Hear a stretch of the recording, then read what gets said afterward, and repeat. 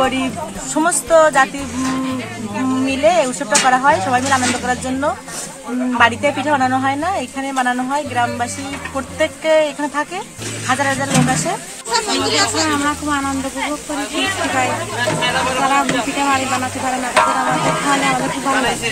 4-5 আইটেমের পিঠা, যেটা বলে খোলার পিঠা, মানে ডিজাইনের পিঠা, রয় দিয়ে ডিজাইন হয়, তেলে ভাজা পিঠা, তারপর পুলি পিঠা, পাটি সাপটা, এই পিঠাগুলো বানাই।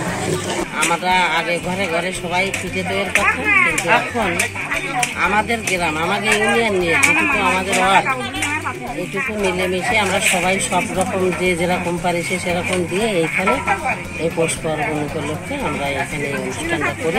জাতি ধর্ম নির্বিশেষে সবাই মিলে আমরা একসঙ্গে খুব আনন্দের সঙ্গে অনুষ্ঠানটা করি। সবাই মানে একসঙ্গে সবার ভেতরে এই পিঠা খাওয়া হয় খুব আনন্দের সহিত। আমি এবার নতুন আসছি এখানে, আমি কখনো আগে আসিনি। এই অনুষ্ঠানটা আমাদের কাছে আসলে অনেক ভালো লাগছে। এখানে দল মত মানে ধর্মীয়ভাবে কোনো কিছু না, একদম সমস্ত ধর্মের লোক এই জায়গায় আসছে। আমরাও আসছি, আমাদের এক কলিগ, আমার বন্ধু, আমার প্রাণের বন্ধু আমাদের দাওয়াত দিচ্ছিল, আমি এই জন্য আসছি। তো অনুষ্ঠানটা এরকম গত বছর আমি আসছিলাম, তো এরকম অনেক ভালো লাগে, অনেক মানে তাদের প্রতি অনেক শুভকামনা থাকে। প্রায় 2-3 হাজার লোকের সমাগমে আমাদের এই মকর সংক্রান্তি যে উৎসব, পিঠা উৎসব, সেটা হচ্ছে। এইটার সবচেয়ে বড় যে উদ্দেশ্যটা আমার কাছে মনে হয়েছে, আমাদের যে প্রাচীন যে ঐতিহ্য পিঠা উৎসবের, এটা আমাদের দিন দিন হারিয়ে যাচ্ছিল। এই উৎসবের মধ্যে দিয়ে আমাদের এই যে ঐতিহ্যটা, সেটাকে আমরা আবার ফিরে পাচ্ছি। কালীবাড়ি মন্দির প্রাঙ্গণে 10 বছর ধরে এই এলাকার মায়েরা এই পৌষ মাসের শেষ দিনে পৌষ সংক্রান্তিতে এই পিঠা উৎসবটা করে থাকে। আসলে পিঠা উৎসবটা পৌষ সংক্রান্তিতে প্রত্যেকটা ঘরে ঘরে একসময় পিঠা উৎসব হতো। আপনারা জানেন বাংলাদেশ থেকে প্রায় দক্ষিণ এলাকা থেকে খেজুরের রস বিলীন হয়ে গেছে।